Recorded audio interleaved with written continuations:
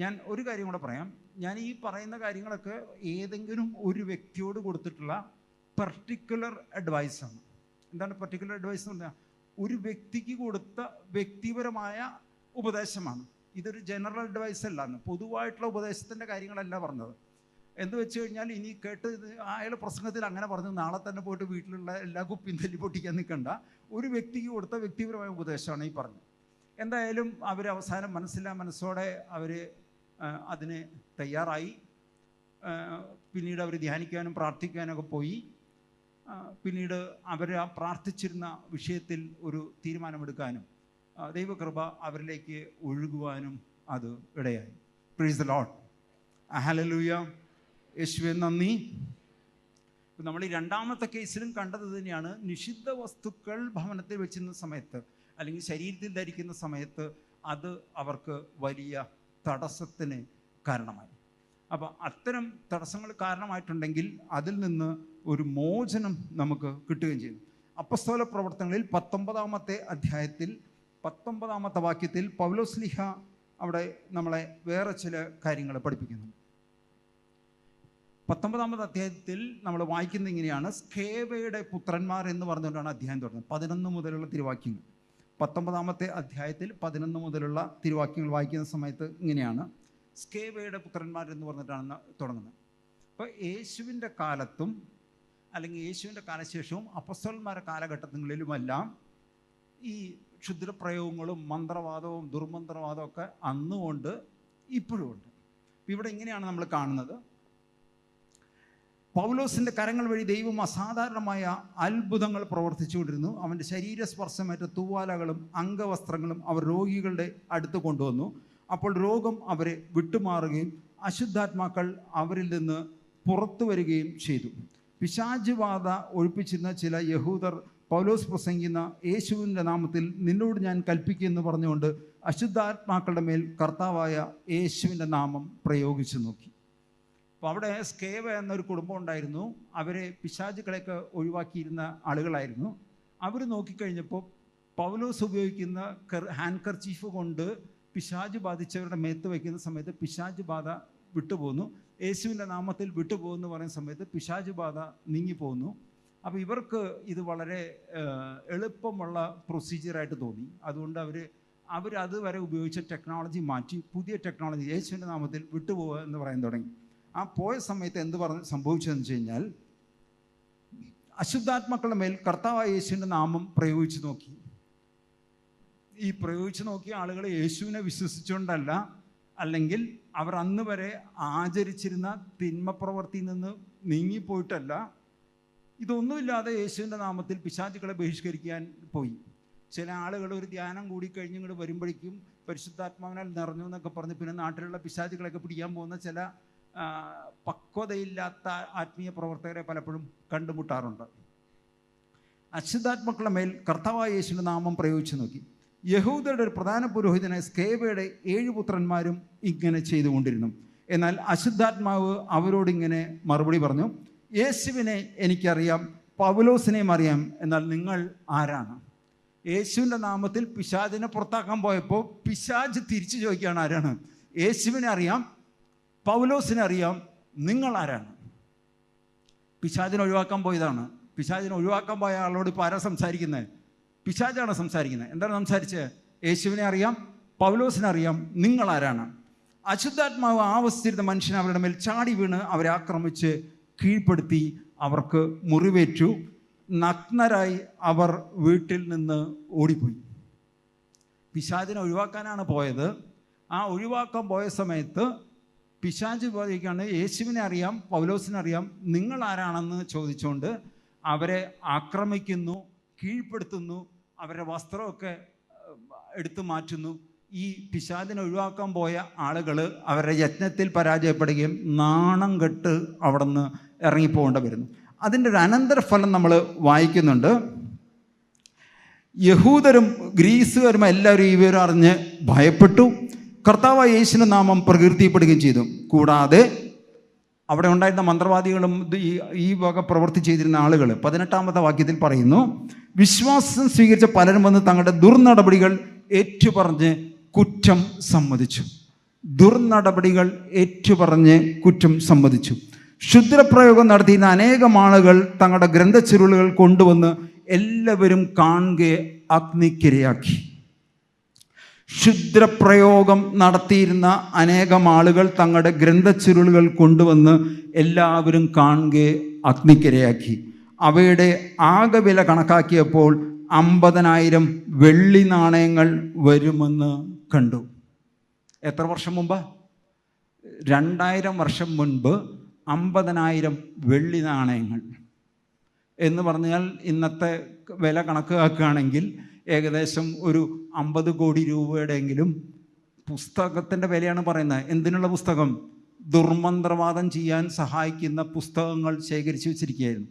എന്തായാലും ഒരു ദുർമന്ത്രവാദി പരാജയപ്പെട്ടപ്പോൾ മറ്റു ദുർമന്ത്രവാദികൾ വിശ്വാസം സ്വീകരിക്കുകയും ഈ ദുർമന്ത്രവാദം പഠിപ്പിക്കുവാനായിട്ട് എടുത്തു വെച്ചിരുന്ന പുസ്തകങ്ങൾ മുഴുവൻ എടുത്ത് അവർ അഗ്നിക്കിരയാക്കി, എല്ലാം കത്തിച്ചു കളഞ്ഞു. അപ്പോൾ ഇത് എന്താണ് നമ്മുടെ അനുദിന ജീവിതത്തിലെ പ്രശ്നങ്ങളുമായിട്ട് നമ്മളെങ്ങനെ കണക്ട് ചെയ്യാം എന്നുള്ളതാണ് ഒരു ചിന്ത. ഒരു 10ാം ക്ലാസ്സിൽ പഠിക്കുന്ന ഒരു ആൺകുട്ടിയെ ഒരു ആത്മീയ ഉപദേശം കൊടുക്കാനായിട്ട് എൻ്റെ അടുത്ത് കൊണ്ടുവന്നു. അപ്പോൾ എന്താണ് പ്രശ്നം എന്ന് ചോദിച്ചപ്പോൾ പറഞ്ഞു, ഇവൻ നന്നായി പഠിച്ചിരുന്ന ആളാണ്. 9ാം ക്ലാസ് വരെ ക്ലാസ്സിൽ ടോപ്പറായിരുന്നു, നന്നായി പഠിക്കുമായിരുന്നു. പക്ഷേ ഇപ്പോൾ ഇവന് പഠിക്കാൻ യാതൊരു ഇൻട്രസ്റ്റ് ഇല്ല. ഇപ്പം നല്ല വായനാശീലമുള്ള കുട്ടിയാണ്. ഇപ്പം സ്വാഭാവികമായിട്ടും നല്ല വായനാശീലമുള്ള കുട്ടികൾ നന്നായി പഠിക്കുന്ന ആളുകളാകേണ്ടതാണ്. പക്ഷേ ഇവന് 9ാം ക്ലാസ് വരെ നന്നായി പഠിച്ചത്, ഇപ്പോൾ ഇവന് പഠിക്കാൻ യാതൊരു ഇൻട്രസ്റ്റ് ഇല്ല. ഇവന് എപ്പോഴും തലവേദനയാണെന്നാണ് പറയുന്നത്. ഇവന് ഉറക്കം ശരിയല്ല. അപ്പോൾ ഇപ്പോഴത്തെ കാലത്താവുമ്പോൾ നമ്മൾ പെട്ടെന്ന് ഉറക്കമില്ല, നല്ല പഠിച്ചിരുന്ന ആൾ പഠിക്കാണ്ടാവണു എന്നൊക്കെ പറയുമ്പോൾ സാധാരണ ഇതിൽ വല്ല ഡ്രഗ്സോ അങ്ങനത്തെ വല്ല തല്ലിപ്പൊളി പരിപാടിയിൽ ചെന്ന് പെട്ടു എന്നാണ് സാധാരണ ചിന്ത കടന്നു വരിക. അപ്പോൾ ഇവൻ്റെ മാതാപിതാക്കൾക്കും അത് തന്നെയാണ് സംശയം. ഇവൻ ഏതെങ്കിലും ഈ ഡ്രഗ് ടേസ്റ്റ് ചെയ്യുമോ അല്ലെങ്കിൽ അങ്ങനെ എന്തെങ്കിലും വിഷയത്തിൽ ചെന്ന് പെട്ടോ എന്നൊരു സംശയം ഇവൻ്റെ വീട്ടുകാർക്കുണ്ട്. വീട്ടുകാർ ഇവനോട് ഇത് ചോദിച്ചു കഴിഞ്ഞപ്പോൾ വയലൻ്റായി. നിങ്ങൾ എന്നെക്കുറിച്ച് ഇങ്ങനെയാണോ ചിന്തിച്ചിരിക്കുന്നതെന്നൊക്കെ പറഞ്ഞ് ഭയങ്കര പ്രശ്നം. അത് പിന്നീട് കുടുംബത്തിൽ വലിയ വിഷയമായി മാറി. ഇവൻ അപ്പനോടും അമ്മയോടും മിണ്ടാത്ത സാഹചര്യങ്ങളിലേക്ക് കടന്നു വന്നു. കടന്നു വന്ന സമയത്താണ് പിന്നീട് ചില ബന്ധുക്കളൊക്കെ മുഖാന്തരം എന്നെ കാണുവാനായിട്ട് വന്നത്.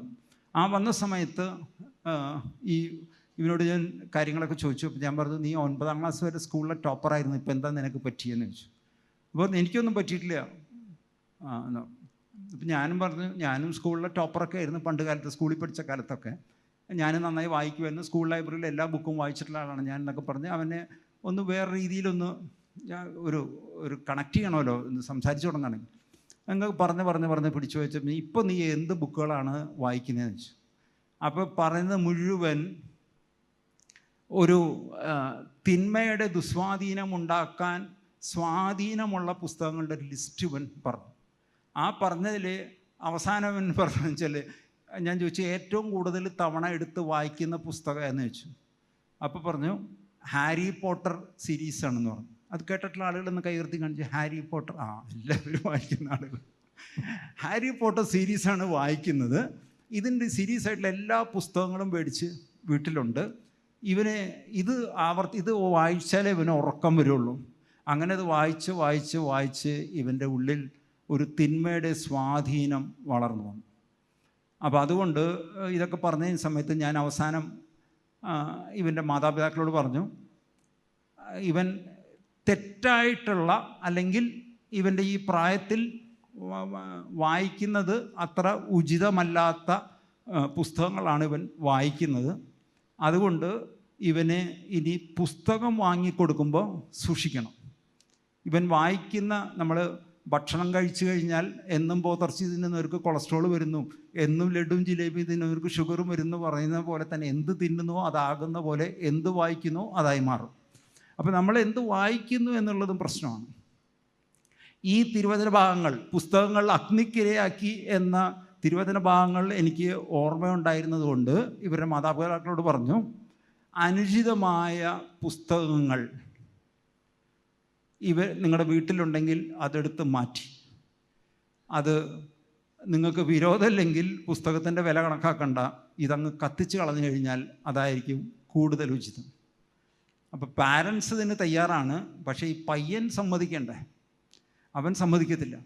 പിന്നെ അവൻ്റെ അടുത്ത് പല കാര്യങ്ങളൊക്കെ പറഞ്ഞ് അവനെ ഒരു കണത്തിൽ പറഞ്ഞ് കൺവിൻസ് ചെയ്ത് ഇതിന് ഇക്വലൻ്റായിട്ട് വേറെ നല്ല മോട്ടിവേഷൻ ബുക്സൊക്കെ മേടിച്ച് തരാമെന്നൊക്കെ പറഞ്ഞ് അവസാനം അവനെ കൊണ്ട് സമ്മതിപ്പിച്ച് ഇവൻ്റെ വീട്ടിലുണ്ടായിരുന്ന ഇവൻ ശേഖരിച്ചു വച്ചിരിക്കുന്ന വിവിധ തരങ്ങളിലുള്ള ഈ സൂപ്പർ നാച്ചുറൽ എലമെൻസുമായിട്ട് ബന്ധപ്പെടാൻ കണക്റ്റിങ്, കോൺജറിങ് എന്നൊക്കെ പറയുന്ന ചില പരിപാടികളൊക്കെ ആയിട്ട് ബന്ധപ്പെട്ട സാധനങ്ങൾ, അത്തരം അറിവുകളിലേക്ക് നയിക്കുന്ന പുസ്തകങ്ങൾ മുഴുവൻ എടുത്തു മാറ്റുകയും അത് അഗ്നിക്കിരയാക്കുവാൻ അവനെ പ്രേരിപ്പിക്കുകയും അവനത് സമ്മതിക്കുകയും ചെയ്ത സമയത്ത് അവൻ്റെ ജീവിതത്തിൽ മാറ്റങ്ങൾ വരുവാനും അവനെ അവൻ്റെ പഠന മേഖലയിലേക്ക് തിരിച്ചു വരുവാൻ ഇടയാവുകയും ചെയ്തു. Price the Lord, hallelujah. നമുക്കൊരു നിമിഷം എഴുന്നേറ്റ് നിൽക്കാം. നമ്മുടെ ജീവിതത്തിൽ ഇത്തരം ഏതെങ്കിലും തരത്തിലുള്ള തിന്മയുടെ ശക്തികളുടെ ഒരു സ്വാധീനമുണ്ടെങ്കിൽ അത് അഗ്നി കൊണ്ടൊരു ശുദ്ധീകരണം സംഭവിക്കണം. എടുത്ത് മാറ്റാൻ പറ്റാത്തതാണെങ്കിൽ അത് നിർവീര്യമായി പോകണം. ചില വീടുകളിലൊന്നും ചെന്ന് കഴിഞ്ഞാൽ ഇതൊന്നും പറഞ്ഞാൽ അവർ അനുവദിക്കില്ല. അപ്പോൾ അതുകൊണ്ട് ഏതെങ്കിലും തരത്തിലുള്ള തിന്മയുടെ സ്വാധീനം നമ്മളിൽ വെളിപ്പെടുന്നുണ്ടെങ്കിൽ ആ തിന്മയുടെ സ്വാധീനം വിട്ടുപോകാൻ വേണ്ടി നമുക്കൊരു നിമിഷം പ്രാർത്ഥിക്കാം, സ്തുതിച്ച് പ്രാർത്ഥിക്കാം. ഹല്ലേലൂയ,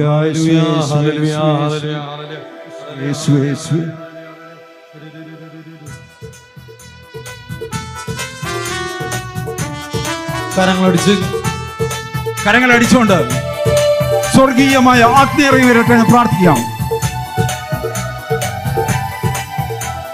ഉന്നതത്തിൽ നിന്നും അഗ്നിനാളമായി ആത്മാവേ വരണേ, ഉറകെട്ടു പോയ ഉപ്പായ എന്നെ ഉറകൂട്ടിയിടണമേ. ഉന്നതത്തിൽ നിന്നും അഗ്നിനാളമായി ആത്മാവേ വരണേ, ഉറകെട്ടു പോയ ഉപ്പായ എന്നെ ഉറകൂട്ടിയിടണമേ. കനലുകളൂതി തീയാക്കൂ, എന്റെ കുറവുകളെല്ലാം നിറവാക്കൂ.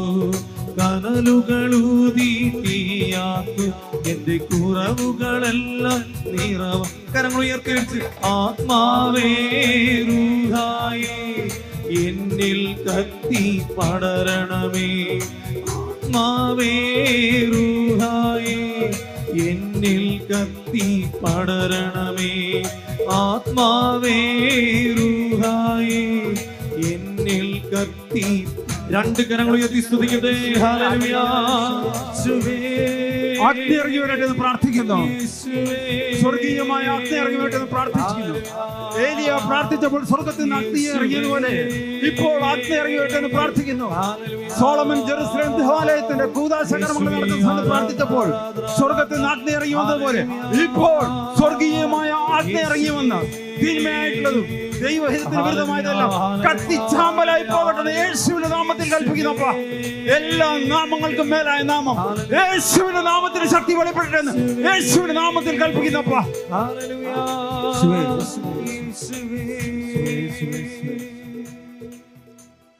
പ്രൈസ് ദി ലോർഡ്, ഹല്ലേലൂയ. യേശുവേ നന്ദി. ഈ പറയുന്ന തിരുവചനങ്ങൾ നമുക്ക് പലതരം ഉയർത്തി പിടിച്ചുകൊണ്ട് പ്രാർത്ഥിക്കാം. ഇതാ പാമ്പുകളുടെയും തേളുകളുടെയും ശത്രുവിന്റെ സകല ശക്തികളുടെയും മീതെ ചവിട്ടി നടക്കുവാൻ നിങ്ങൾക്ക് ഞാൻ അധികാരം തന്നിരിക്കുന്നു. ഒന്നും നിങ്ങളെ ഉപദ്രവിക്കുകയില്ല. ഒരിക്കൽ കൂടി, ഇതാ പാമ്പുകളുടെയും തേളുകളുടെയും ശത്രുവിന്റെ സകല ശക്തികളുടെയും മീതെ ചവിട്ടി നടക്കുവാൻ നിങ്ങൾക്ക് ഞാൻ നിങ്ങൾക്ക് ഞാൻ അധികാരം തന്നിരിക്കുന്നു. ഒന്നും നിങ്ങളെ ഉപദ്രവിക്കില്ല. ഒന്നും നിങ്ങളെ ഉപദ്രവിക്കില്ല. Praise the Lord. ഹല്ലേലൂയ. യേശുവേ നന്ദി. ഒരു സഹോദരൻ എന്നെ കാണുവാനായിട്ട് കടന്നു വന്നു. ആ കടന്നു വന്നതിൻ്റെ വിഷയം ഇതാണ്. ഇവരൊരു ഹിന്ദു വിശ്വാസിയുടെ വീട് വാങ്ങി. ആ വീട് വാങ്ങിക്കഴിഞ്ഞ ശേഷം അച്ഛൻ വന്ന് വെഞ്ചരിച്ചൊക്കെ പോയി. പക്ഷെ ഇവർ വീട്ടിൽ പലവിധ അസ്വസ്ഥതകൾ കാണുന്നു. അപ്പോൾ പ്രാർത്ഥിക്കുമ്പോൾ ദർശനം കാണുന്ന ഒരു സഹോദരനെ ചെന്ന് കണ്ടു. ഇതൊന്ന് പ്രാർത്ഥിക്കുക, ഞങ്ങൾ ഈ പുതിയ വീട് മേടിച്ചതിന് ശേഷം ഞങ്ങളുടെ വീട്ടിൽ പല അസ്വസ്ഥതകളും ഉണ്ട്. അതുകൊണ്ട് വീട് വെഞ്ചരിക്കുകയൊക്കെ ചെയ്തു. വെഞ്ചരിച്ചിട്ടും ഈ അസ്വസ്ഥതകൾക്ക് കുറവൊന്നുമില്ല. അതുകൊണ്ട് ബ്രദറെ ഒന്ന് പ്രാർത്ഥിച്ചിട്ട് എന്തെങ്കിലും തടസ്സമുണ്ടെങ്കിൽ ഒന്ന് പറയാൻ പറഞ്ഞു. സ്വാഭാവികമായിട്ടും ഈ കൗൺസിലർ പ്രാർത്ഥിച്ചു. ആ പ്രാർത്ഥിച്ചു കഴിഞ്ഞപ്പോൾ അദ്ദേഹം ഒരു ദർശനം കണ്ടു. ആ ദർശനം ഇങ്ങനെയായിരുന്നു. വീടിൻ്റെ ഫ്രണ്ട് ഡോർ, വീട്ടിലേക്ക് കിടക്കുന്ന പ്രധാനപ്പെട്ട പ്രവേശന കവാടത്തിൻ്റെ കട്ടളയുടെ അടിയിൽ അവരെന്തോ ജപിച്ച് അവരുടേതായിട്ടുള്ള മത ആചാരപ്രകാരം ചില സാധനങ്ങൾ വെച്ചിട്ടുണ്ട്. അതുപോലെ പറഞ്ഞു, ഇവർ വീടിൻ്റെ അടുപ്പ് ഇരിക്കുന്ന സ്ഥലം, പുകയില്ലാത്ത അടുപ്പ് എന്നൊക്കെ പറഞ്ഞിട്ടുള്ള അടുപ്പ് വെച്ചിട്ടുണ്ട്. ഗ്യാസ് സ്റ്റവ് ഉണ്ട്, വേറൊരു അടുപ്പുണ്ട്.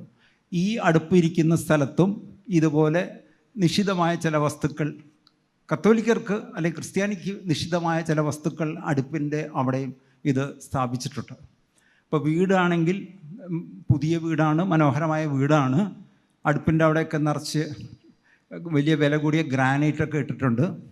വീടിൻ്റെ ഈ ഫ്രണ്ട് ഡോറിൻ്റെ സൈഡിലൊക്കെ നല്ല ടൈലൊക്കെ ഇട്ടിട്ടുള്ള വീടാണ്. ഈ സാധനം അവിടെ ഉണ്ടെന്ന് പറഞ്ഞു. ആ ഉണ്ടെന്ന് പറഞ്ഞ സമയത്ത് ഇവർക്ക് മുമ്പ് ചെറിയ അസ്വസ്ഥ ഉണ്ടായിരുന്നുള്ളൂ. കൗൺസിലർ പ്രാർത്ഥിച്ചിട്ട് ഇത് പറഞ്ഞതോടുകൂടി ഇവർക്ക് പിന്നെ ഉറക്കമില്ലാതെ വീട്ടിൽ സാധനം ഉണ്ടെന്നല്ല പറയുന്നത്. വെഞ്ചരിച്ചിട്ടും വലിയ വിഷയങ്ങളൊന്നും മാറ്റം വരുന്നില്ല. അത് കഴിഞ്ഞപ്പോൾ ഈ കൗൺസിലർ ഇവർക്കൊരു ഉപദേശം കൊടുത്തു. ഇത് പൊളിച്ച് മാറ്റി, ഫ്രണ്ട് ഡോറും കട്ടിലൊക്കെ പൊളിച്ച് മാറ്റി, ഈ സാധനമൊക്കെ എടുത്ത് മാറ്റി അടുപ്പൊക്കെ പൊളിച്ച് കളഞ്ഞ് അവിടെ അത് വെച്ചാൽ മാത്രമാണ് നിങ്ങൾക്ക് ദൈവാനുഗ്രഹം ലഭിക്കുകയുള്ളൂ. അതല്ലാതെ ഇതിന് വേറൊരു പോം വഴിയില്ല എന്ന് പറഞ്ഞു. ഇവർക്കാണെന്നുണ്ടെങ്കിൽ ലോണൊക്കെ എടുത്തിട്ടാണ് ഈ വീട് മേടിച്ചിരിക്കുന്നത്. ഈ വീട് മേടിച്ച് താമസിച്ചു. ഉടനെ തന്നെ ഇനി വീട് തല്ലിപ്പൊളിച്ച് ഈ പറയുന്ന സാധനങ്ങളൊക്കെ എടുത്തു മാറ്റാൻ അവർക്ക് സാമ്പത്തികമായ നഷ്ടം മാത്രമല്ല, അവർക്കതിനോട് ഈ പറയുന്ന ഉപദേശത്തോട് പൊരുത്തപ്പെട്ടു പോകാനും പറ്റുന്നില്ല. അപ്പോൾ ഇതുകൊണ്ട് ഇവരാകെ അസ്വസ്ഥരായി. ആ അസ്വസ്ഥരായ സമയത്ത് എന്നോട് വന്നിട്ട് ചോദിച്ചു, ഞങ്ങൾ ഇനി എന്ത് ചെയ്യും? പ്രായോഗികമായ ചില ഒരു നിരീക്ഷണം കൂടെ ഇക്കാര്യത്തിലാണ്. ഞാൻ അവരുടെ അടുത്ത് ഇപ്പോൾ നമ്മൾ ചൊല്ലിയ ഇതേ തിരുവചനം മാത്രമാണ് പറഞ്ഞു കൊടുത്തത്. കരങ്ങളുയർത്തി ഒന്നുകൂടെ പറഞ്ഞേ, ഇതാ പാമ്പുകളുടെയും തേളുകളുടെയും ശത്രുവിൻ്റെ സകല ശക്തികളുടെയും മീതെ ചവിട്ടി നടക്കുവാൻ നിങ്ങൾക്ക് ഞാൻ അധികാരം തന്നിരിക്കുന്നു, ഒന്നും നിങ്ങളെ ഉപദ്രവിക്കുകയില്ല എന്ന് പറഞ്ഞു കഴിഞ്ഞാൽ ഈ കട്ടളയുടെ അടിയിൽ ഉണ്ടെന്ന് പറയപ്പെടുന്ന സാധനത്തിൻ്റെ മേൽ ചവിട്ടി നടക്കാനുള്ള അധികാരം ആര് തന്നിരിക്കുന്നു? ആര് തന്നിരിക്കുന്നു? ഈശോ നമുക്ക് ഈ അധികാരം തന്നിരിക്കുന്നു. ഒന്നും നിങ്ങളെ അടുത്തിരിക്കാനുള്ള കൈ പിടിച്ചിട്ട് പറഞ്ഞു, ഒന്നും നിങ്ങളെ ഉപദ്രവിക്കില്ലെന്ന് പറഞ്ഞു. എന്ന് പറഞ്ഞു കഴിഞ്ഞാൽ ആത്മീയമായ ഒരു സംരക്ഷണ വലയത്തിൽ നിൽക്കുമ്പോൾ, എന്താ ആത്മീയമായ സംരക്ഷണം എന്ന് പറഞ്ഞു കഴിഞ്ഞാൽ, നമ്മൾ വീട് വെഞ്ചരിക്കുന്നു. കത്തോലിക്കരാണെന്നുണ്ടെങ്കിൽ ഇടവകയിൽ താമസിക്കുന്നത് ഏത് ഇടവകയിലാണോ ആ ഇടവകയിൽ അംഗമായി ചേരുന്നു. ആ ഇടവകയിലെ കുടുംബ സമ്മേളനത്തിൻ്റെ ഭാഗമായി മാറുന്നു. കുടുംബ ഡയറി സൂക്ഷിക്കുന്നു. ആളുകൾ കുമ്പസാരത്തിൻ്റെ കണക്കൊക്കെ കൊല്ലത്തിൽ ഒരു പ്രാവശ്യമെങ്കിലും പോയി കുമ്പസാരിക്കുന്നു. കുടുംബ ഡയറിയൊക്കെ പുതുക്കുന്നു. അച്ഛൻ വന്ന് വീട്ടിൽ വന്ന് പ്രാർത്ഥിക്കുന്നു. വീട് വെഞ്ചരിക്കുന്നു. അല്ലെങ്കിൽ കത്തോലിക്ക സഭയുടെ ഒരു സിസ്റ്റവുമായിട്ട് നമ്മളൊരു ഇൻ്റഗ്രേറ്റ് ചെയ്ത് നിൽക്കുന്ന സമയത്ത് ഒന്നും നിങ്ങളെ എപ്പോൾ സഭയോട് ചേർന്ന് നിൽക്കുന്ന സമയത്ത്, അല്ലാതെ തോന്നിവാസമായിട്ട് നടന്നു കഴിഞ്ഞാൽ ചിലപ്പോൾ ചില പ്രയാസങ്ങളൊക്കെ ഉണ്ടാകാനോ ഉണ്ടാകാതിരിക്കാനോ സാധ്യതയുണ്ട്. Price the Lord. ഹല്ലേലൂയ. അതുകൊണ്ട് അന്യമതത്തിൽപ്പെട്ട ഒരാളുടെ വീട് വാങ്ങി അതിനകത്ത് എന്തെങ്കിലും ഉണ്ടെന്ന് ആരെങ്കിലും പറഞ്ഞാൽ അത് മുഴുവൻ ചവിട്ടി പൊളിക്കേണ്ട ആവശ്യമൊന്നും ഇല്ല. പക്ഷെ അതേസമയം ഒരു ക്രിസ്ത്യൻ ഫെയ്ത്ത് അനുസരിച്ചുള്ള ഒരു വിശ്വാസ ജീവിതം നയിക്കുകയാണെങ്കിൽ നിങ്ങളെ ഒന്നും ഉപദ്രവിക്കില്ല. ഉറക്കെ പറഞ്ഞേ, ആരും മിണ്ടുന്നില്ല. ഒന്നും നിങ്ങളെ, ഉറക്കെ പറഞ്ഞേ, കരങ്ങളെ ഉയർത്തിക്കൊണ്ട് പറഞ്ഞേ. എപ്പോ? ക്രിസ്തീയ വിശ്വാസ ജീവിതം കുടുംബം നയിക്കുമ്പോൾ ഇതൊന്നും നിങ്ങളെ ബാധിക്കില്ല. തോന്നിവാസമായിട്ട് ജീവിച്ചു കഴിഞ്ഞാൽ അത് ബാധിക്കുകയും ചെയ്യും. Praise the Lord, hallelujah. ഈ തോന്നിവാസമായിട്ട് ജീവിച്ചാൽ ബാധിക്കുമെന്ന് പറഞ്ഞതിൻ്റെ കാരണം എന്താണെന്ന് വെച്ച് കഴിഞ്ഞാൽ, ഈ വേറൊരു വീട്ടിൽ ഇതുപോലെ തന്നെ അവർക്ക് വലിയ പ്രയാസങ്ങളെന്നൊക്കെ പറഞ്ഞിട്ട് എന്നെ കാണുവാനായിട്ട് കടന്നു വന്നു. ആ കടന്നു വന്ന സമയത്ത് അവർ പറഞ്ഞു, ഞാൻ അവരുടെ വീട്ടിൽ വരണമെന്ന് വലിയ നിർബന്ധം. കാരണം അവർക്ക് പല അസ്വസ്ഥതകളും ആ കുടുംബത്ത് ഉണ്ട്. ആ ഉണ്ടെന്ന് പറഞ്ഞ സമയത്ത് അവിടെ ചെന്നു, ആ വീട്ടിൽ ചെന്നു. വീടൊക്കെ വളരെ മനോഹരമായിട്ട് ഏകദേശം 5000 സ്ക്വയർ ഫീറ്റുള്ള വീടാണ്. അങ്ങനെ അടിയിലത്തെ നിലയിൽ റൂമുകളൊക്കെ കണ്ടു. മുകളിലേക്ക് പോകുമെന്ന് പറഞ്ഞപ്പോൾ കുടുംബനാഥൻ പറഞ്ഞു, മുകളിലേക്ക് പോകണ്ട, താഴത്തുള്ള പ്രാർത്ഥന മതിയും. സ്വാഭാവികമായിട്ടും നമ്മുടെ അടുത്ത ഒരാൾ പറയുന്നത് മുകളിൽ പ്രാർത്ഥിക്കണമെന്ന് പറയുമ്പോൾ നമ്മുടെ ഒരു ക്യൂരിയോസിറ്റി എന്തായിരിക്കും? മുകളിൽ പോകണമെന്നാണ്. അപ്പോൾ ഞാൻ ചോദിച്ചു, എന്താ മുകളിൽ പോകണ്ടെന്ന് പറഞ്ഞാൽ, അല്ല അത് ബ്രദറിന് ഇഷ്ടപ്പെടില്ല എന്ന് പറഞ്ഞു. ഞാൻ പറഞ്ഞു, ഇഷ്ടപ്പെടൽ നോക്കണ്ട, ജസ്റ്റ് ഒന്ന് കണ്ടിട്ട് വരാം. അങ്ങനെ മുകളിൽ ചെന്നു. ആ മുകളിൽ ചെന്ന് കഴിഞ്ഞപ്പോൾ അസ്വസ്ഥയുള്ള കുടുംബമാണ്. കൂടോത്രം വെച്ചിട്ടുണ്ട്, അതുകൊണ്ട് കുടുംബത്തിൽ പ്രശ്നം എന്ന് പറഞ്ഞിട്ടാണ് എന്നെ വിളിച്ചുകൊണ്ടുപോയത്. അപ്പോൾ അവിടെ ചെന്ന് കഴിഞ്ഞപ്പോൾ, ഈ മുകളിൽ ചെന്ന് കഴിഞ്ഞപ്പോൾ ഞാൻ എൻ്റെ കണ്ണ് തള്ളിപ്പോയി. ഒരു റൂം ഒരു ബാറ് പോലെ സെറ്റ് ചെയ്തിരിക്കുകയാണ്. ബാറെന്ന് പറഞ്ഞാൽ മനസ്സിലായില്ലേ? മദ്യവിൽപ്പനശാല ഹോട്ടലിൻ്റെ ഉള്ളിൽ ഇങ്ങനെ ഈ വിവിധ ഇനം മദ്യക്കുപ്പികളൊക്കെ നിരത്തി വെച്ച് അവിടെ പെഗ് മെഷറൊക്കെ വെച്ചിരിക്കുകയാണ്. അവിടെ ചെറിയ ഫ്രിഡ്ജ് എന്ന് വേണ്ട എല്ലാവിധ സംവിധാനം ഒരു വീടിൻ്റെ ഉള്ളിലുണ്ടാക്കി വെച്ചിരിക്കുക. മാത്രമല്ല പല വിധത്തിലുള്ള ഇന്ത്യയിൽ ലഭിക്കുന്നതും വിദേശത്തു നിന്ന് ലഭിക്കുന്നതുമായ മദ്യം അവിടെ വെച്ചിരിക്കുകയാണ്. അപ്പോൾ ഞാൻ ചോദിച്ചത്, എന്തിനാണ് ഇതിങ്ങനെ മെയിൻറ്റെയിൻ ചെയ്യണം? അല്ല, ഫ്രണ്ട്സൊക്കെ കൂടുമ്പോൾ ഞായറാഴ്ചയോ അല്ലെങ്കിൽ വല്ല ബന്ധമൊക്കെ വരുമ്പോൾ എക്സ്ട്രാ ഒരു മുടക്ക് കിട്ടണല്ലോ. ബന്ധം എന്ന് പറഞ്ഞാൽ വലിയ സന്തോഷമാണ്. എന്താ കാരണം? പണ്ട് ബന്ധം എന്ന് പറഞ്ഞാൽ പീടി അടച്ചിട്ട ദുഃഖമായിരുന്നു. ഇപ്പോൾ ബന്ധം എന്ന് പറഞ്ഞു കഴിഞ്ഞാൽ ഭയങ്കര സന്തോഷമാണ്. എന്താണ്? ഫ്രണ്ട്സൊക്കെ കൂട്ടം കൂടിയിട്ട് അന്ന് ബാറിൽ പോകാൻ പറ്റില്ലല്ലോ, അതുകൊണ്ട് എവിടെ ഇരുന്ന് അടിക്കും? ഈ വീട്ടിലിരുന്ന് അടിക്കുക. അതിന് വേണ്ടിയിട്ട് വീടിൻ്റെ ഉള്ളിലൊരു ബാറ് ഉണ്ടാക്കി വെച്ചിരിക്കുക. എന്നിട്ട് പറയാണ്, കൂടോത്രം ചെയ്തുകൊണ്ടാണ് എനിക്ക് അനുഗ്രഹം കിട്ടാത്തതെന്ന്. ഞാൻ പറഞ്ഞു, ഇപ്പം തന്നെ കാര്യം മനസ്സിലായി. കൂടോത്രമല്ല, ഈ പരിപാടി എന്നാ അവസാനിപ്പിക്കുന്നു? എന്ത്?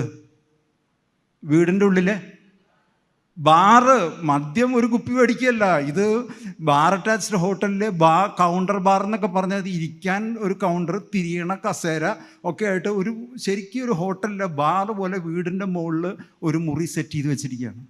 എന്ന് ഈ പരിപാടി അവസാനിപ്പിക്കുന്നോ അന്ന് നിങ്ങളുടെ വീട് അനുഗ്രഹം പ്രാപിക്കും. അല്ലെങ്കിൽ നിങ്ങളുടെ വീട്ടിൽ ഈ ദൈവാനുഗ്രഹം കടന്നു വരുന്ന കാര്യത്തിൽ എനിക്ക് സംശയമുണ്ടെന്ന്. കുറച്ച് കഴിഞ്ഞപ്പോൾ ഇയാൾ പറഞ്ഞു, ഇയാളെ വിളിച്ചുകൊണ്ടുവന്നത് കുഴപ്പമായി. വിളിച്ചുകൊണ്ടുവന്നത് കുഴപ്പമായി. എന്താ കാരണം? ഇയാളുടെ വീട്ടിൽ ഇതിനു മുമ്പ് പല ആളുകളും വന്നിട്ടുണ്ട്. ഇത് അടച്ചു പൂട്ടാൻ ആരും പറഞ്ഞിട്ടില്ല. ആദ്യമായിട്ടാണ് ഒരാൾ പറയുന്നത്. അപ്പോൾ പറഞ്ഞു, എനിക്ക് എൻ്റെ ബന്ധുക്കളായിട്ട് അച്ഛന്മാരുണ്ട്, കന്യാസ്ത്രീകളുണ്ട്, അവരൊക്കെ ഇവിടെ വന്നിട്ടുണ്ട്, അവരൊന്നും ഇങ്ങനെ പറഞ്ഞിട്ടില്ല എന്ന്. ഞാൻ പറഞ്ഞു, അത് എൻ്റെ ഉത്തരവാദിത്തമല്ല. എൻ്റെ ഉത്തരവാദിത്തം ഇതാണ്, നിങ്ങളുടെ വീട്ടിൽ തന്നെ ഒരു ബാറ് തുടങ്ങി നിങ്ങളുടെ സ്നേഹിതരെയും സുഹൃത്തുക്കളെയൊക്കെ വിളിച്ചു കൊണ്ടുവന്ന് നിങ്ങളുടെ ഭാര്യയും മക്കളും ഒക്കെ ഉള്ള സമയത്ത് ഇവിടെ വന്ന് കള്ള് കുടിച്ച് ആളുകളെ കള്ള് കുടിക്കാൻ പ്രേരണ കൊടുക്കുന്നുണ്ടെങ്കിൽ ഈ വീട്ടിൽ ഒരിക്കലും അനുഗ്രഹം പ്രാപിക്കില്ല. അത് നിങ്ങൾക്ക് നാശത്തിനും ശാപത്തിനും കാരണമായി മാറുമെന്ന്. പിന്നെ കുറേ കഴിഞ്ഞപ്പോൾ ഇവരുടെ വലിയ കൺഫ്യൂഷനായി. പിന്നീട് ഇവർ വേറെ ചില ഇവർക്ക് പരിചയമുള്ള സമ്പന്ന കുടുംബമാണ്, ചില വൈദികരെയും ധ്യാനഗുരുക്കന്മാരെയൊക്കെ വിളിച്ച് ചോദിച്ചു. അപ്പോൾ അവരും ഈ വിളിച്ച് ചോദിച്ച ആളുകളൊക്കെ ദൈവാനുഗ്രഹത്താൽ പറഞ്ഞു, ഇത് അവസാനിപ്പിക്കുന്നതാണ് നിനക്ക് നല്ലത്. എന്തായാലും അവർ ഒരു തീരുമാനമെടുത്തു. ഈ വീട്ടിലുള്ള കൗണ്ടർ ബാറും സാധനങ്ങളൊക്കെ അവസാനിപ്പിക്കാൻ തീരുമാനിച്ചു. അത് അവരുടെ ജീവിതത്തിൽ ഒരു കൃപ അവരിലേക്ക് ഒഴുകുവാനും ഇടയായി. പ്രൈസ് ദ ലോർഡ്, ഹല്ലേലൂയ. യേശുവേ നന്ദി, യേശുവേ സ്തുതി, യേശുവേ സ്തോത്രം. നമ്മുടെ നാട്ടിൽ കല്യാണങ്ങൾക്കൊക്കെ പോകുമ്പോഴുള്ള ഒരു സൂക്കെടുപ്പൊക്കെ കാണുന്നുണ്ട്. ഞാനൊരു വീട്ടിൽ കല്യാണത്തിന് പോയി. ആ കല്യാണത്തിന് പോയ സമയത്ത് വീടിൻ്റെ പിന്നിൽ ഭക്ഷണത്തിന് പന്തലൊക്കെ ഇട്ടിട്ടുണ്ട്. അപ്പോൾ സ്ത്രീകളും കുട്ടികളൊക്കെ കടന്നു വരുന്ന ആളുകളോടൊക്കെ പറഞ്ഞു, നിങ്ങൾ ഭക്ഷണം കഴിക്കാനായിട്ട് പുറകിലേക്ക് പോയിക്കൊള്ളാൻ പറഞ്ഞു. വീടിൻ്റെ സൈഡിൽ കൂടെയും ഉള്ളിൽ കൂടെയൊക്കെ കയറി പുറകിലേക്ക് പോവാണ്. പുരുഷന്മാരായിട്ട് വരുന്ന ആളുകളൊക്കെ പറഞ്ഞു മുകളിലേക്ക് പോയിട്ട് താഴത്തേക്ക് വരാൻ പറഞ്ഞു. എന്താ പറഞ്ഞേ? സ്ത്രീകളോടും കുട്ടികളോടൊക്കെ അവിടെ ഭക്ഷണം വിളമ്പുന്നുണ്ട്, അങ്ങോട്ട് പോയിക്കൊള്ളാൻ പറഞ്ഞു. പുരുഷന്മാരായിട്ട് വരുന്ന ആളുകളോട് പറഞ്ഞു മുകളിലേക്ക് പോയിട്ട് താഴത്തേക്ക് വരാൻ പറഞ്ഞു. എന്നെ കണ്ടപ്പോൾ പറഞ്ഞു, ബ്രദർ പുറകിലേക്ക് പോയിക്കോ. ബ്രദർ എങ്ങോട്ട് പോകണം? പുറകിലേക്ക് പോകണം. ബാക്കിയുള്ളവരൊക്കെ എവിടെ പോകണം? മുകളിൽ പോയിട്ട് താഴത്തേക്ക് വരണം. എന്തിനാ മുകളിൽ പോകണമെന്ന് പറഞ്ഞത്? വെള്ളടിക്കാൻ നിങ്ങൾക്കറിയാം. കല്യാണമാണ്, കല്യാണത്തിൻ്റെ തലേദിവസമാണ് പറയുന്നത്. പുരുഷന്മാർ മുഴുവൻ മുകളിൽ പോയിട്ട് താഴത്തേക്ക്. അപ്പോൾ 2 പെൺകുട്ടികൾ അവിടെ വന്നിട്ടുണ്ട്. ഒരു ബാംഗ്ലൂരിൽ പഠിക്കുന്ന പെൺകുട്ടികളാണ്. അപ്പോൾ ഞാനാണെങ്കിൽ എവിടെ ചെന്ന് കഴിഞ്ഞാൽ ഈ കാര്യങ്ങളൊക്കെ ഓരോ സ്ഥലത്ത് നിന്നും ഒരു ഒബ്സർവേഷൻ എന്ന് പറയും, എല്ലാം ഇങ്ങനെ സൂക്ഷിച്ച് നിരീക്ഷിക്കുന്ന ഒരു സ്വഭാവം എനിക്ക് ഉണ്ട്. അപ്പോൾ അതുകൊണ്ട് ഈ പെൺകുട്ടികൾ വന്നപ്പോൾ പറഞ്ഞു, നിങ്ങൾ ഭക്ഷണം കഴിക്കാൻ പോകാൻ പറഞ്ഞു. അപ്പോൾ ഈ പിള്ളേർ ചോദിക്കുകയാണ്, ചേട്ടന്മാരൊക്കെ അങ്ങോട്ട് ഉള്ളപ്പോൾ ഞങ്ങൾക്ക് അങ്ങോട്ട് പോകാം. ഇല്ല നിങ്ങൾ പോകണ്ട. ഉടനെ ഒരു പെൺകുട്ടി ചോദിക്കുക, why should boys have all the fun? ആണുങ്ങൾക്ക് മാത്രം ഈ തമാശ മതിയൊന്ന്. We should also enjoy. ഞങ്ങൾക്കും എൻജോയ് ചെയ്യണം. എങ്ങനെ? മദ്യം കഴിച്ചിട്ട്. Why should boys have all the fun? We should also have fun. കല്യാണമല്ലേ, അവർക്ക് മാത്രമല്ല, ജെൻഡർ ഇക്വാളിറ്റി. ഇത് കഴിഞ്ഞപ്പോൾ ഈ പിള്ളേർ പ്രശ്നമാക്കുന്നുള്ള അവസ്ഥയിലെത്തി. പിന്നെ വീട്ടുടമസ്ഥൻ വേറൊരു റൂമിൽ പെൺകുട്ടികൾക്കും അവരുടെ ഫ്രണ്ട്സിനും മദ്യം കഴിക്കാനുള്ള സംവിധാനം ഉണ്ടാക്കി കൊടുത്തു വീട്ടിൽ. ആരും മിണ്ടുന്നില്ല. ഇത്തരം തിന്മകൾ വീട്ടിൽ തന്നെ നടത്തിയിട്ട് കുറച്ച് കഴിയുമ്പോൾ കല്യാണം കഴിഞ്ഞ ആൺകുട്ടി പെൺകുട്ടി 3 മാസം കഴിഞ്ഞപ്പോഴേക്കും ഡിവോഴ്സ് വേണമെന്ന് പറഞ്ഞു. 6 മാസം കഴിഞ്ഞപ്പോഴേക്കും ഡിവോഴ്സ് വേണമെന്ന് പറഞ്ഞു. 1 കൊല്ലം പൂർത്തിയാവുന്നതിന് മുമ്പ് ഡിവോഴ്സ് വേണമെന്നൊക്കെ പറയുമ്പോൾ ഇതിൻ്റെ മൂല കാരണങ്ങൾ തേടി പോകുന്ന സമയത്ത് ഇതിൻ്റെ ഉത്ഭവം തന്നെ പാപത്തിലും തിന്മയിലുമാണ്. അപ്പോൾ ഇങ്ങനെ പാപത്തിലും തിന്മയിലും നിൽക്കുന്ന സമയത്ത് പൈശാചികമായ ദുസ്വാധീനം കുടുംബങ്ങളിൽ കടന്നു വരുന്ന സമയത്ത് അതൊരിക്കലും അനുഗ്രഹത്തിന് കാരണമാവില്ല. Praise the Lord. ഹല്ലേലൂയ. കരങ്ങളുയർത്തി പറഞ്ഞ ഹല്ലേലൂയ. യേശുവേ നന്ദി, യേശുവേ സ്തുതി, യേശുവേ സ്തോത്രം. ഹല്ലേലൂയ. ഞാനിത് പറയുന്നത് കേട്ട് നിങ്ങൾ ഹല്ലേലൂയ പറഞ്ഞിട്ട് തിരിച്ചു പോവുക മാത്രമല്ല ചെയ്യേണ്ടത്. നിങ്ങളുടെ കുടുംബങ്ങളിൽ ഇങ്ങനത്തെ വിവാഹമോ മറ്റ് ആദ്യ കുർബാന സ്വീകരണം, മാമോദീസ എന്ന ചടങ്ങുകളൊക്കെ വരും. ഈ വരുന്ന സമയത്തൊക്കെ ഇത്തരമുള്ള പരിപാടികൾക്ക് പോകരുത് എന്നൊരു തീരുമാനമെടുക്കാൻ വേണ്ടിയാണ്. Price the Lord. ആരും മിണ്ടുന്നില്ല. Price the Lord. ഹല്ലേലൂയ. ആമേൻ. ആമേൻ എന്ന് പറഞ്ഞാൽ എന്താണ്? ആമേൻ എന്ന് പറഞ്ഞാൽ എന്താണ്? അപ്രകാരമായിരിക്കട്ടെ എന്ന് പറഞ്ഞാൽ ഇന്ന് ആമേൻ പറഞ്ഞ ആളുകൾ നിങ്ങൾ ദൈവത്തോടാണ് ആമേൻ പറഞ്ഞത്. നിങ്ങളുടെ വീടുകളിൽ ഇത്തരം കലാപരിപാടികളിൽ നടന്നാൽ അത് നിങ്ങളുടെ ജീവിതത്തിൽ വലിയ ദുരന്തത്തിന് കാരണമാകുന്ന ഒരു മുന്നറിയിപ്പും താക്കീതുമായിരിക്കട്ടെ. Praise the Lord.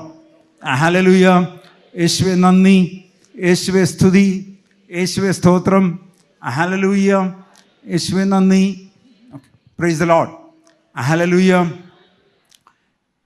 ദൈവിക ജീവനിലേക്ക് കടന്നു വരുന്ന സമയത്ത്, ദൈവ ശുശ്രൂഷയിലേക്ക് കടന്നു വരുന്ന സമയത്ത് ഞാൻ ദൈവിക പ്രബോധനങ്ങളുമായിട്ട് ഞാൻ ഒട്ടിച്ചേർന്ന് നിൽക്കുകയും വചനം വായിക്കുകയും വചനം പഠിക്കുകയും വചനം ധ്യാനിക്കുകയും ചെയ്യുന്ന സമയത്ത് ആ വ്യക്തികളുടെ ജീവിതത്തിലേക്ക് ദൈവാനുഗ്രഹം കടന്നു വരുന്നു.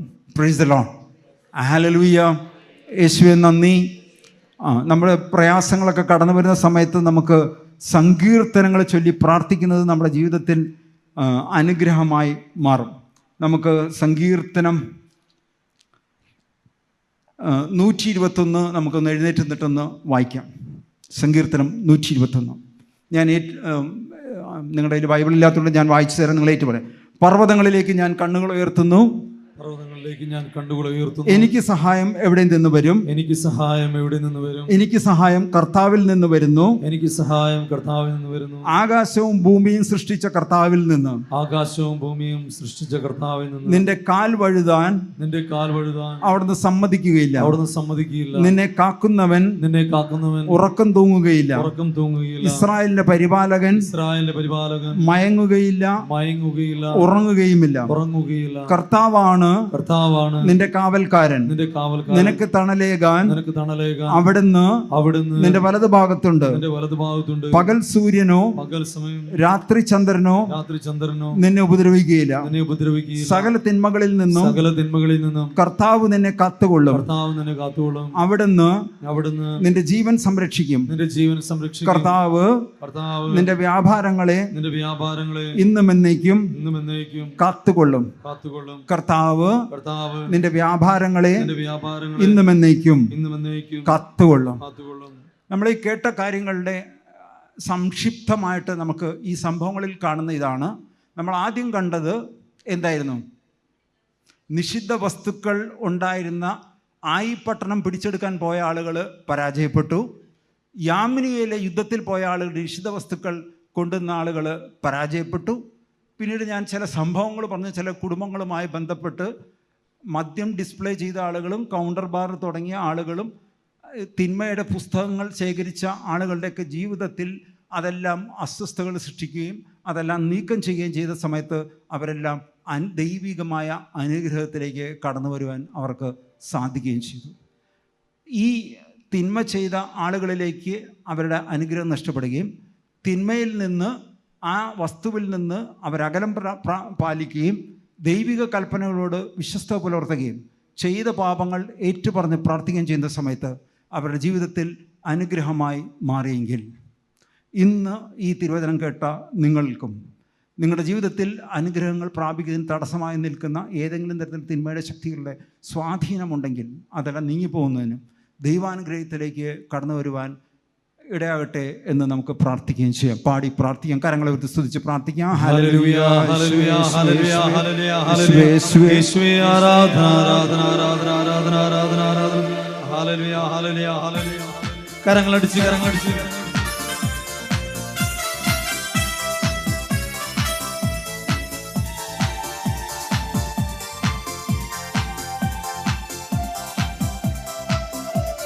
സ്വാർത്ഥ ജഡമോഹങ്ങളെ സാമ്പലാക്കുവാൻ ആത്മഫലങ്ങളായി നീ നിറയും പരിശുദ്ധാത്മാവേ. ചേർന്ന് പാടാം.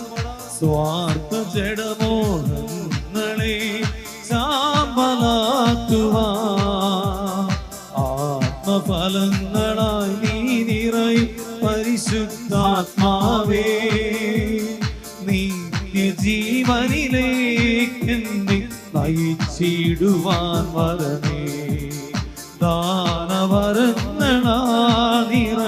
പരിശുദ്ധാത്മാവേ. ഉയർത്തിയടിക്കാം.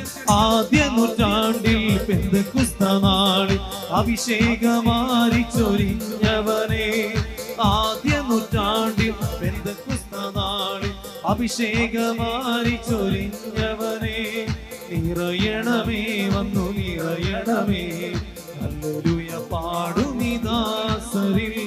നിറയണമേ, വന്നു നിറയണമേ. ഹല്ലേലൂയ പാടുമീ ദാസരിൽ. ആദിചൈതന്യമേ, ആത്മചൈതന്യമേ, പരിശുദ്ധാത്മാവേ പറന്നിറങ്ങണമേ. ആദിചൈതന്യമേ, ആത്മചൈതന്യമേ, പരിശുദ്ധാത്മാവേ പറന്നിറങ്ങ. രണ്ട് കരങ്ങൾ ഉയർത്തി സ്തുതിക്കട്ടെ. ഹല്ലേലൂയ, ഹല്ലേലൂയ, ഹല്ലേലൂയ. യേശുവേ ആരാധന, ആരാധന, ആരാധന, ആരാധന. ഹല്ലേലൂയ, ഹല്ലേലൂയ, ഹല്ലേലൂയ, ഹല്ലേലൂയ. സ്വരമുയർത്തി സ്തുതിക്കട്ടെ. ഹല്ലേലൂയ, ഹല്ലേലൂയ, ഹല്ലേലൂയ, ഹല്ലേലൂയ. യേശുവേ ആരാധന, ആരാധന, ആരാധന, ആരാധന. ഹല്ലേലൂയ, ഹല്ലേലൂയ, ഹല്ലേലൂയ, ഹല്ലേലൂയ. യേശുവേ ആരാധന, ആരാധന, ആരാധന, ആരാധന. ഹല്ലേലൂയ, ഹല്ലേലൂയ, ഹല്ലേലൂയ, ഹല്ലേലൂയ, ഹല്ലേലൂയ. യേശുവേ ആരാധന ആരാധന ആരാധന ആരാധന. ഹല്ലേലൂയ ഹല്ലേലൂയ ഹല്ലേലൂയ ഹല്ലേലൂയ ഹല്ലേലൂയ ഹല്ലേലൂയ. ഇരിക്കും. തോബിത്തിൻ്റെ പുസ്തകം എന്നൊരു പുസ്തകം പഴയ നിയമത്തിലുണ്ട്. ആ തോബിത്തിൻ്റെ പുസ്തകത്തിൽ ഒരു വിവാഹ തടസ്സം നേരിടുന്ന ഒരു പെൺകുട്ടിയെക്കുറിച്ച് പറയുന്നുണ്ട്. അവൾ 7 പ്രാവശ്യം വിവാഹം കഴിച്ചു. 7 പ്രാവശ്യവും ആദ്യ രാത്രിയിൽ തന്നെ ഭർത്താവ് കൊല്ലപ്പെട്ടു. 8ാമത് തോബിയാസ് വിവാഹം കഴിക്കാൻ വേണ്ടി തോബിത്ത് കടന്നു വരുന്നു. ആ കടന്നു വരുന്ന സമയത്ത് കൂടെ റഫായേൽ മാലാഖയും കൂടെ ഉണ്ട്. ആര് കൂടെ ഉണ്ട്? ഉറക്കെ പറഞ്ഞേ, ആര് കൂടെ ഉണ്ട്? ഇവിടുത്തെ ഡയറക്ടേഴ്സിൻ്റെ പേരെന്താണ്? പ്രൈസ് ദി ലോർഡ്, ഹല്ലേലൂയ, യേശുവേ നന്ദി. ആ വിവാഹം കഴിക്കുന്ന സമയത്ത് ഇവളെ വിവാഹം കഴിച്ച 7 പേരും ആദ്യ രാത്രി തന്നെ കൊല്ലപ്പെട്ടു എന്ന് അറിഞ്ഞു കഴിയുമ്പോൾ ഇനി മറ്റൊരാൾ ഇവളെ വിവാഹം കഴിക്കാൻ തയ്യാറാവുമോ? സ്വാഭാവികമായിട്ടും തയ്യാറാവുകയില്ല. പക്ഷെ റാഫേൽ മാലാഖ ഈ മകനോട് പറഞ്ഞു, നീ അവളെ വിവാഹം കഴിക്കണം. ആരാ പറഞ്ഞേ? മാലാഖയാണ് പറഞ്ഞത്. ഇന്ന് ചില പെൺകുട്ടികളോടോ ചില ആൺകുട്ടികളോടോ വിവാഹത്തെക്കുറിച്ച് പറയുന്ന സമയത്ത് പറയുന്നൊരു മറുപടിയുണ്ട്, ഞാനാണ് ജീവിക്കാൻ പോകുന്നത്, അതുകൊണ്ട് ഞാൻ കെട്ടുന്നത് ആരെയാണെന്ന് ആര് തീരുമാനിക്കും? ഞാൻ തന്നെ തീരുമാനിക്കും. അങ്ങനെ ഞാൻ തന്നെ തീരുമാനിച്ച ആളുകളാണ് ഇന്ന് കേരളത്തിൽ 100 പേര് കല്യാണം നടക്കുന്നുണ്ടെങ്കിൽ 35 പേരും ഡിവോഴ്സ് ആവുകയാണ്. 100ൽ 35 പേരും ഡിവോഴ്സ് ആവുകയാണ്. അതിന് കാരണം എന്താണ്? ഈ ഞാൻ തന്നെ തീരുമാനിച്ചതാണ് ഈ കുഴപ്പമായത്. പക്ഷെ ഇവിടെ ആരാ തീരുമാനം അറിയിക്കുന്നത്? റഫായേൽ മാലാഖയാണ് ഉപദേശം കൊടുക്കുന്നത്. ആ ഉപദേശം കൊടുക്കുന്ന സമയത്ത് ഒരു കാര്യം കൂടെ പറഞ്ഞു, ഇവളെ വിവാഹം കഴിക്കുന്ന ആളുകൾ ആദ്യ രാത്രി തന്നെ കൊല്ലപ്പെടുന്നതിൻ്റെ കാരണം അവളുടെ മേൽ അസ്മാദൈവൂസ് എന്ന് വിളിക്കപ്പെടുന്ന ഒരു പിശാച് അവളുടെ ശരീരത്തിൽ ആവസിച്ചിരിക്കുന്നു. ആരാവസിച്ചിരിക്കുന്നു? ഒരു പിശാച് ആവസിച്ചു. പേരൊന്നും ഓർത്തില്ലെങ്കിലും കുഴപ്പമില്ല, ഒരു പിശാച് ആവസിച്ചിരിക്കുന്നു. ഈ പിശാചാണ് ഇവളെ വിവാഹം കഴിച്ചു വരുന്ന ആളുകളെ വധിക്കുന്നത്. അതുകൊണ്ട് റഫായേൽ മാലാഖ ഇവനോട് പറഞ്ഞു, നീ ആദ്യ രാത്രിയിൽ പ്രാർത്ഥനാപൂർവം നിൻ്റെ ജീവിതം ആരംഭിക്കുക. മാത്രമല്ല ഇവളുടെ മേൽ ആവസിക്കുന്ന പിശാചിനെ ബഹിഷ്കരിക്കുവാനുള്ള നിർദ്ദേശവും ഉപദേശവും റഫായേൽ മാലാഖ കൊടുത്തു. നിർദ്ദേശം അതുപ്രകാരം തന്നെ ചെയ്തു. 8ാമത്തെ അധ്യായത്തിൽ, തോബിത്തിൻ്റെ പുസ്തകത്തിൽ 8ാമത്തെ അധ്യായത്തിൽ 2 മുതൽ 20 ഇങ്ങനെയാണ്: അവൻ റഫായേലിൻ്റെ വാക്കുകൾ അനുസ്മരിച്ച് ധൂപകലശത്തിൽ തീക്കനലിൽ മത്സ്യത്തിൻ്റെ ചങ്കും കരളും ഇട്ടു പുകച്ചു. മണമേറ്റപ്പോൾ പിശാച് ഈജിപ്തിൻ്റെ അങ്ങേയറ്റത്തേക്ക് പലായനം ചെയ്ത് ദൂതൻ അവനെ ബന്ധിച്ചു. മണവറയിൽ അവർ തനിച്ചപ്പോൾ തോബിയാസ് എഴുന്നേറ്റ് നിന്ന് പ്രാർത്ഥിച്ചു. തോബിയാസ് ഇങ്ങനെ പറഞ്ഞു: ഞങ്ങളുടെ പിതാക്കന്മാരുടെ ദൈവമേ, അങ്ങ് വാഴ്ത്തപ്പെട്ട് അവിടുത്തെ വിശുദ്ധവും മഹനീയമായ നാമം എന്നെന്ന് വാഴ്ത്തപ്പെട്ട് ആകാശവും അങ്ങയുടെ സകല സൃഷ്ടിയും അങ്ങേ വാഴ്ത്തട്ടെ. കർത്താവെ, ഞാൻ ഇവളെ സ്വീകരിക്കുന്നത് ജഡികമായ അഭിലാഷത്താലല്ല, നിഷ്കളങ്കമായ പ്രേമത്താലാണ്. അങ്ങയുടെ കാരുണ്യം എനിക്ക് ഉണ്ടാകണം. ഇവളോടൊത്ത് വാർദ്ധക്യത്തിലെത്തുന്നതിന് അവിടെ നിന്ന് അനുഗ്രഹിക്കണമേ. ഇവളോടൊത്ത്, എല്ലാവരും ചേർന്ന് പറഞ്ഞേ, ഇവളോടൊത്ത് വാർദ്ധക്യത്തിലെത്തുന്നതിന് അവിടെ നിന്ന് അനുഗ്രഹിച്ചാലും. ഒന്നും കൂടെ ഉറക്കെ പറഞ്ഞേ, ഇവളോടൊത്ത് വാർദ്ധക്യത്തിലെത്തുന്നതിന് അവിടെ നിന്ന് അനുഗ്രഹിച്ചാലും. അങ്ങനെ ഒരു തിന്മയുടെ ശക്തിയുടെ സ്വാധീനത്തെ ബഹിഷ്കരിക്കുകയും പ്രാർത്ഥനാപൂർവം കുടുംബജീവിതത്തിലേക്ക് കടന്നു വന്ന സമയത്ത് പൈശാചികമായ പീഡകളിൽ നിന്ന് വേർപെടുകയും അവർക്ക് സ്വസ്ഥവും സമാധാനപരമായിട്ടുള്ള ജീവിതവുമായിട്ട് മുന്നോട്ട് പോകാനായിട്ട് സാധിക്കുകയും ചെയ്തു. Price the Lord. ഇന്നത്തെ കാലത്ത് കുടുംബങ്ങളെയാണ് പിശാച് തകർക്കുവാൻ ഏറ്റവും കൂടുതൽ ശ്രമിക്കുന്നത്. അതുകൊണ്ട് തന്നെ ആ പൈശാചിക പീഡകളിൽ നിന്ന് മോചനം കിട്ടാൻ വേണ്ടി നമുക്ക് പ്രാർത്ഥിക്കാം. ഒരു നിമിഷം എല്ലാവരും എഴുന്നേറ്റ് സ്വർഗത്തിന് കരങ്ങളെ ഉയർത്തിക്കൊണ്ട് നമുക്ക് പ്രാർത്ഥിക്കാം. സ്നേഹപിതാവായ ദൈവമേ, കർത്താവെ, കുടുംബങ്ങളെ അനുഗ്രഹിക്കണമെന്ന് പ്രാർത്ഥിക്കുന്നു.